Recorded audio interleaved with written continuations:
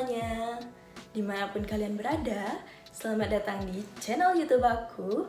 Pada kesempatan kali ini, aku akan mempresentasikan sebuah PowerPoint di mana PowerPoint tersebut merupakan salah satu tugas akhir dari mata kuliah Aplikasi Komputer 1 yang diampu oleh Ibu Igusti Agung Oka Sudiatnyani SEMSI.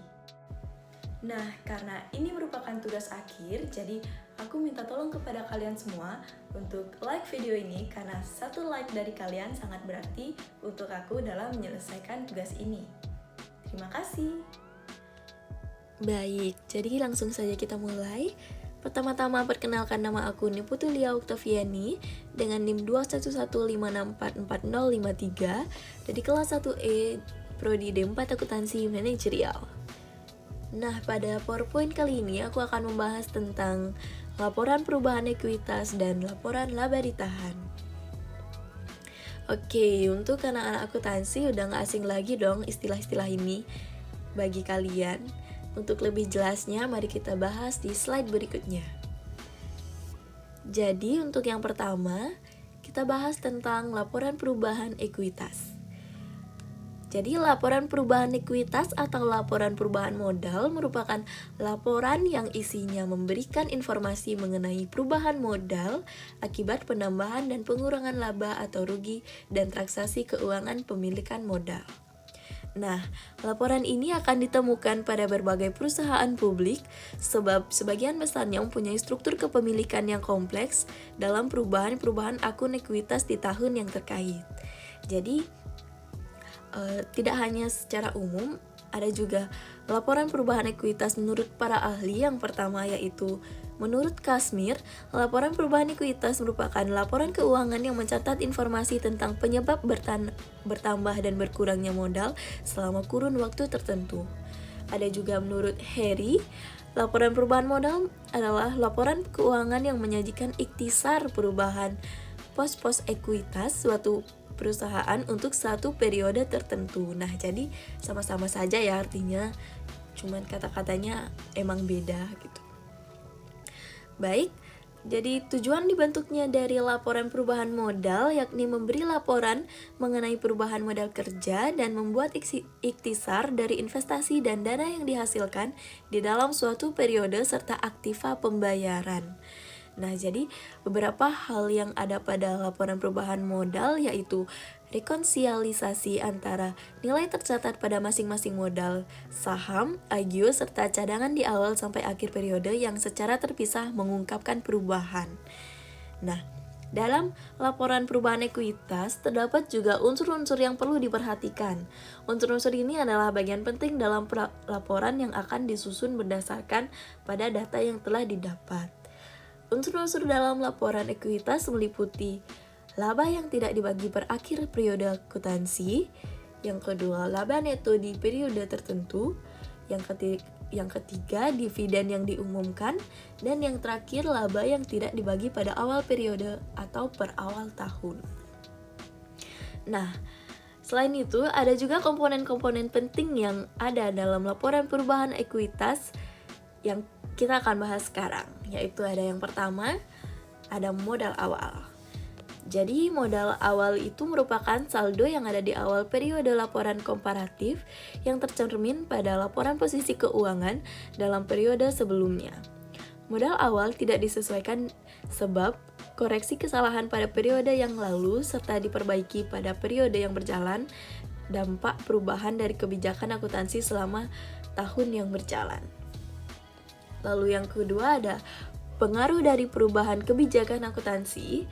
Jadi penyesuaian dibutuhkan di dalam cadangan pemegang saham di awal periode komparatif. Hal ini disebabkan adanya perubahan kebijakan akuntansi yang diaplikasikan dengan cara yang retrospektif yang bertujuan untuk menyajikan lagi ekuitas pada awal tahun pada jumlah yang akan ditentukan dan dalam kebijakan akuntansi yang baru.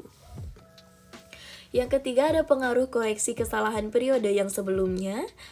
Efek dari koreksi kesalahan di periode sebelumnya menyebabkan data perlu disajikan terpisah dalam laporan perubahan ekuitas dalam bentuk penyesuaian. Efeknya dijatuhkan pada saldo awal modal. Jumlah disajikan pada laporan periode yang berjalan sehingga bisa dilacak dengan mudah dari laporan keuangan di periode sebelumnya. Nah, yang keempat ada saldo yang disajikan lagi. Ekuitas yang bisa diatribusikan pada pemegang saham di awal periode komparatif sesudah penyesuaian. Hal ini terkait dengan perubahan kebijakan akuntansi serta koreksi kesalahan pada periode sebelumnya. Nah, untuk yang kelima ada perubahan dari modal saham. Mengenai modal saham lebih lanjut dalam periode terkait perlu ditambahkan di dalam laporan perubahan modal. Lain halnya dengan itu, penukaran saham perlu dikurangi dalam laporan.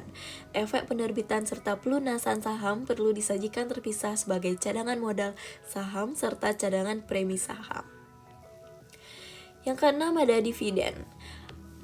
Pembayaran dividen perlu dikurangkan dari ekuitas pemegang saham, sebab dividen adalah distribusi kekayaan yang bisa diatribusikan pada masing-masing pemegang saham.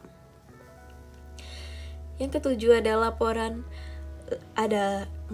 yang ketujuh adalah laba rugi pada periode terkait yang merupakan laba serta rugi yang diatribusikan pada pemegang saham selama periode seperti dalam laporan laba rugi.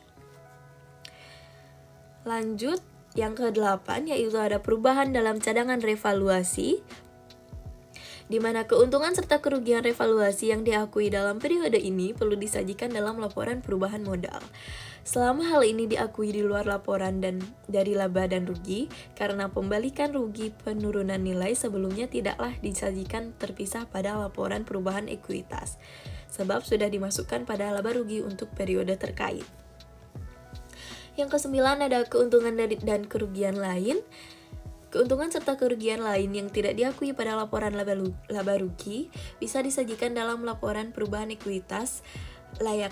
Baiknya keuntungan serta kerugian aktuarial akibat penerapan nilai tukar pada pajak biaya masuk dan sebagainya. Dan yang terakhir ada saldo akhir, yang merupakan saldo cadangan ekuitas dari pemegang saham di akhir periode pelaporan, seperti yang terlihat pada laporan posisi keuangan. Baik, sekian saja tentang laporan ekuitas. Kita akan beralih ke laporan laba ditahan. Nah, jadi untuk laporan laba ditahan ini dinamakan karena adanya laba ditahan sendiri memiliki pengertian sebagai sebuah laba kotor dari sebuah bisnis atau perusahaan, di mana laba ini sendiri belum diperhitungkan untuk dibagi ke berbagai sektor yang berhak menerima dana seperti pemegang saham atau investor. Nah, laba ini sendiri memegang keuntungan besar dari perusahaan yang belum dibagikan sehingga populer dengan tambahan ditahan atau tertahan. Oke, jadi jenis laba ini sendiri serta-merta mengalami penahanannya bukan hanya karena kemauan perusahaan atau pemilik modal. Namun, jenis modal ini bisa diterapkan sesuai perjanjian pemilik modal dengan pemilik saham atau perusahaan. Jenis dari laba ini biasanya memang ditahan untuk tujuan tertentu dan disesuaikan dengan kebutuhan perusahaan untuk mengelola operasional kerja.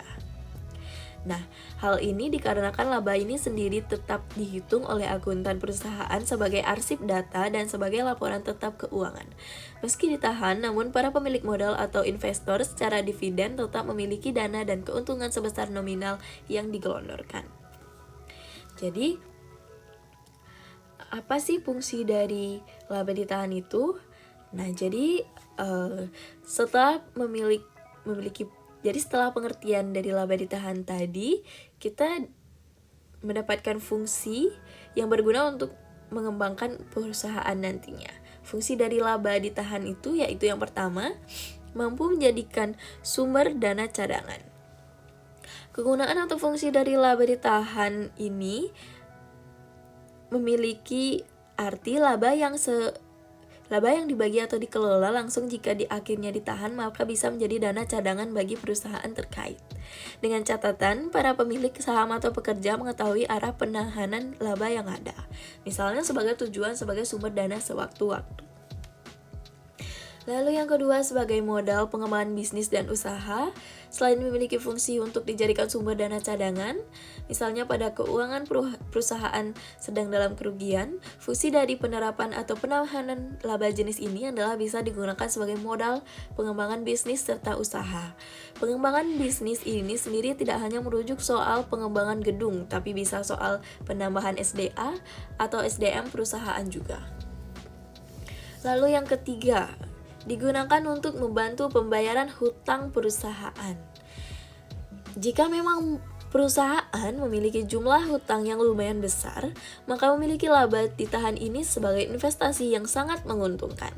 Di mana dengan memanfaatkan laba yang masih disimpan ini, para akuntan perusahaan bisa mengalokasikan pembayaran hubungan dengan tepat waktu. Selain itu, pembayaran hutangnya sendiri tidak akan mengusik sumber dana lainnya, sehingga perputaran dana utama perusahaan bisa aman. Oke, lanjut yang keempat. Bisa juga dijadikan modal investasi lanjutan. Selain beberapa fungsi di atas, penerapan dari laba tertahan ini juga dimanfaatkan sebagai bantuan modal investasi lanjutan, seperti misalnya perusahaan melakukan pembelian saham di perusahaan lainnya, kemudian bisa mendapatkan dana dari saham tersebut. Bisa jadi juga dana laba ini digunakan untuk melakukan pembelian tanah, bangunan, atau barang operasional guna untuk membantu perusahaan. Oke, jadi ternyata fungsi dari penerapan laba tertahan ini memiliki banyak keuntungan untuk perusahaan. Namun, kira-kira apa saja faktor yang mungkin melatar belakangi penahanan laba tersebut? Ya, saya akan uraikan sekarang. Jadi, faktor-faktor yang melatar belakangi laba tertahan itu yang pertama adanya kesalahan laporan keuangan pada periode sebelumnya. Nah, untuk faktor yang melatar belakangi laba tertahan yang pertama karena adanya kesalahan laporan keuangan pada periode sebelumnya. Jadi selain memang bertujuan sengaja ditahan karena perjanjian, laba sendiri ditahan karena akuntan belum bisa memberi data yang valid. Untuk menghindari kecurangan dan kerugian dalam pembagian laba, tentu saja pembagian akan dihentikan sebagai laporan keuangan benar atau sesuai. Yang kedua, ada perubahan metode perhitungan. Faktor kedua yang sering terjadi dan memunculkan pilihan untuk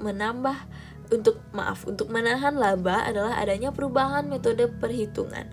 Jadi misalnya saja metode perhitungan sebelumnya selalu memberlakukan sistem bulanan, kemudian tiba-tiba diubah per hari, maka itu akan membingungkan. Oleh sebab itu, perusahaan atau akuntan biasanya akan menanam hasil modal yang ada. Baik, untuk yang ketiga, perubahan prinsip akuntansi dari periode sebelumnya. Faktor ketiga yang juga mempengaruhi laba ditahan adalah adanya perubahan prinsip akuntansi dari periode sebelumnya yang cukup signifikan. Misalnya saja, perubahan dalam metode perhitungan yang dipakai, model laporan keuangan yang disusun, atau skema akuntansi yang baru. Tentu saja, laba pada periode sebelumnya harus ditahan untuk kemudian disesuaikan dengan perhitungan pada prinsip akuntansi periode terbaru. Lanjut yang keempat, adanya perubahan pemegang kendali manajemen perusahaan. Nah, jika adanya perubahan pemegang kendali atau manajemen perusahaan di dalam perusahaan, maka biasanya laba yang ada akan ditahan. Hal ini dilakukan agar manajemen mampu menyesuaikan diri dan menunjukkan kredibilitasnya manajemen dalam mengelola keuangan. Penahanan laba pada kasus ini sendiri dilakukan dengan tujuan menjaga stabilitas kerja, menekan tindak kecurigaan atau kecurangan, dan lain-lainnya. Dan yang terakhir ada penyesuaian nilai rupiah dari periode sebelumnya. Faktor yang terakhir yang melatar belakangi dibuatnya laba tertahan adalah karena adanya penyesuaian nilai rupiah yang sempat berubah-ubah. Dalam berbisnis, tentu saja nilai tukar rupiah bisa berubah-ubah naik dan turun sewaktu-waktu. Meski hal wajar, tentu saja ini akan mempengaruhi hasil perhitungan laba perusahaan sehingga akuntansi memutuskan menahan laba yang ada. Baik, jadi kesimpulan dari presentasi tadi yaitu dapat ditarik kesimpulan bahwa laporan ekuitas dan laporan laba ditahan merupakan bagian dari laporan keuangan. Perubahan modal yang terjadi pada suatu perusahaan memang dapat terjadi dan tidak dapat kita hindari. Oleh karena itu, dengan membuat laporan ekuitas merupakan hal yang tepat dilakukan oleh perusahaan, sedangkan laba ditahan bukan tanpa sebab dan tujuan, akan tetapi ada kedaruratan tertentu yang mengharuskan hal itu terjadi. Maka dari itu, dibuatlah laporan laba ditahan. Oke, jadi sekian saja presentasi dari aku. Baik, jadi sekian saja presentasi dari aku. Semoga bermanfaat untuk kalian semua, dan sekali lagi aku minta tolong kepada kalian semua untuk like video ini, karena satu like dari kalian sangat berarti untuk aku dalam melanjutkan tugas ini. Terima kasih semuanya. Dadah.